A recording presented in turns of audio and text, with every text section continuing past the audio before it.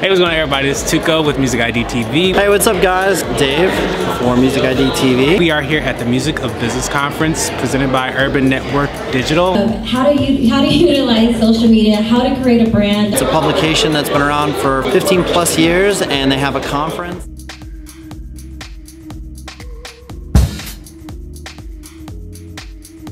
When it comes to advertising, Facebook is one of the most powerful advertising platforms relating to social media and also right behind Google AdWords. So I couldn't necessarily give you an actual amount to spend. It's really based on your budget, but obviously if you're selling music and if you're able to look at the ads manager and get familiar with how much it's costing you to convert a new fan or how much it's costing you to convert iTunes download, etc. If you're actually having a positive ROI on it, increase the actual amount that you're spending. So it's really based on monitoring the analytics of it and seeing if it's effective. If it is, continue spending money, but if it isn't, go back to the drawing board and create a whole new strategy. Based on budget, but I definitely think that when you are, especially a developing artist trying to get noticed, doing those little things, putting yourself in front of other artists, target artists or audiences, will also get you noticed, you know? So you're gonna see, even if you boost your post for $20 on Facebook. And the great thing about the post boost on Facebook, they kind of do it for you, you know? You just have to dig in a little bit more. So start with that, you'll see a little bit traction, tweak it. Always try it, and then go back, see what works, and tweak, you know? I think it's important to organically go after your brands, because we're in a day and age where all the big box companies in corporate America, they can afford whoever they want, and it's just a matter of writing a check.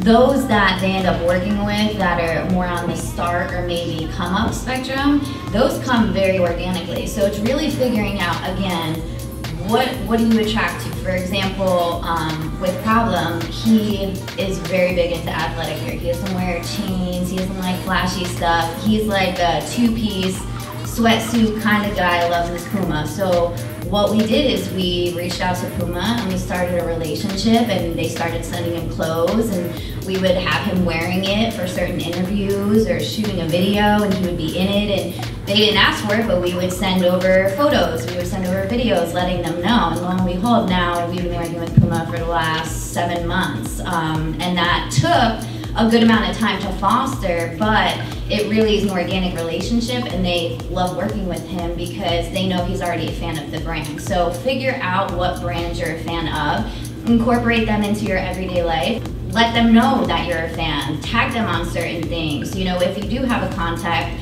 shoot them a music video where you featured a Ciroc bottle, but just really engage and let people know that you are interested in the brand. You're interested in aligning yourself with, pay attention to kind of what they have in the marketplace, and to sort of be true to your voice and, you know, your content. Most brands are interested in, you know, custom branded content that, again, is organic and very aligned with their messaging as well as yours, so it's truly authentic.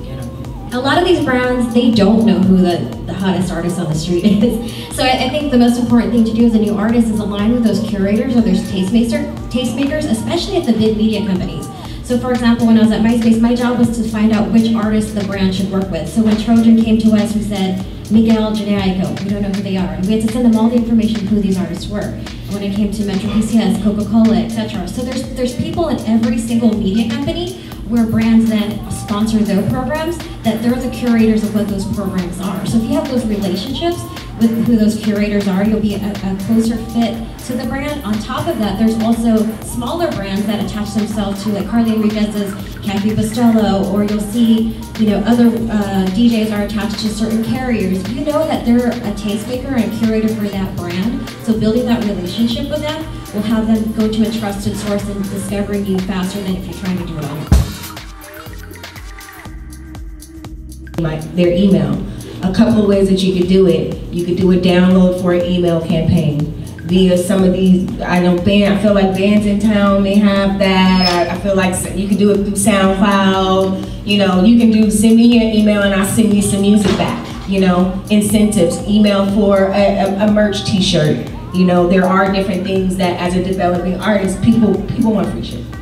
DJ pools like DJ City or DigiWax, or I read pigeons and planes via my email. I don't even visit the website anymore. So try to find a way to get upon somebody else's email distro, because the more that people open it in their email, the more they're aware of it. You know, people have to see 3 things, but when it's personalized in an inbox, it's a lot different than seeing it on a social platform. It's coming directly to you from a trusted source. So those are really good opportunities, on top of not just the larger distribution networks, but the DJs like DJ Head or individual DJs. Once you build a relationship with them, they send out their top 10 for the list. They create Spotify playlists, etc., that become a part of other email distros that you want to be a part of. When you're starting out, it's really about building on your own. You're not gonna have, unfortunately, I can't sugarcoat it, you're not gonna have a lot of people that are gonna run to you and wanna build your brand and do this and do that. So really it's creating that base and that foundation on your own first, because if you build it, they will come. So I think that's most important. You know, you don't have to put together a fabulous deck with all these GIFs and motion moving cool things. You know, you can open up PowerPoint, you can have your buddy take some good shots of you on a camera, put your photo on there, give all of your social, give a little bit of background blurb, you know, give some photos of some things that you've done, and raise your awareness from there. But really, personally, it's really up to you at the beginning. The way the music industry is expanded and it's at everybody's fingertips. But put some thought into building your brand and your digital footprint, as what I call it, that goes back to your hashtag. So that includes your brand. You know, things of those little things include, you know, your messaging, the things you say, your voice online, being consistent with that. How are you talking to people? You may decide to talk to people in third person all the time. Find your comfortable spot and be consistent with that spot. Not to say don't go to other places, but find a place and be consistent in that place. There should be a healthy balance between actual promotional content and, you know, day-to-day content where you're building awareness, but also related to your interests outside of music, because you want to connect with your fans deeper than just music, you know. And a lot of times what I do with a lot of my clients is I want to know at least 3 interests that they have that are similar to individuals within their demographics, so that we can actually include that into the content strategy outside of the promotion. Some of the biggest takeaways for me would be, don't be afraid to begin the story and begin the dialogue. If you are an artist and you want to connect with a brand, start doing so. You know, start recognizing who you like and who you enjoy, and, you know, something that's authentic to who you are, and start creating that kind of content and feeding that to the brands. I think that that's very important for partnerships down the road. Even if it's not with that brand, I think it's good to start to understand that conversation and that dialogue, and really just the overall picture of how that thing really works. Consistently talking about how there's not one thing that moves the needle. It's not the blogs necessarily. It's not going to be a certain placement necessarily. Those are facets of the overall picture. Obviously your music is that vehicle, but it's better to understand that, like, it's not just going to be one thing. So you don't just want to focus on going after your blogs or going after influencers. It's a combination of those things. And that leads me to my third point, to understand what to spend when you are going to be doing your social marketing.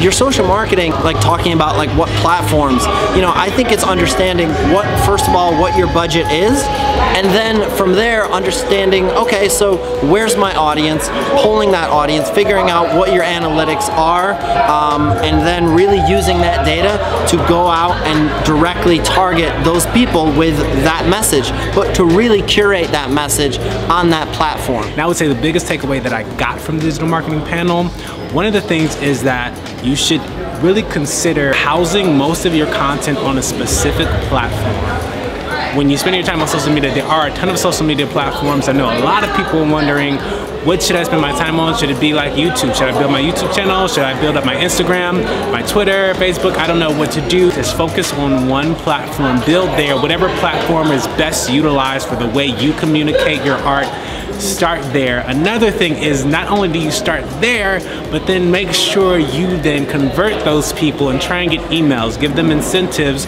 to try and get emails so you can then house your fan base in a database that is just specific to you. It's not based off of whether or not Instagram will be here in 5 years or whether or not, you know, Twitter will be here in 5 years. So convert, focus on a platform, and look at your analytics. That's gonna be really important. I did a rant about data. I'm sure we'll post that to the channel. So those things are important. I would say those are my biggest takeaways. So thank you guys so much for subscribing. Be sure to leave comments in the comment section to let us know what you think is one of the best takeaways. So thank you so much, guys, and we'll see you soon.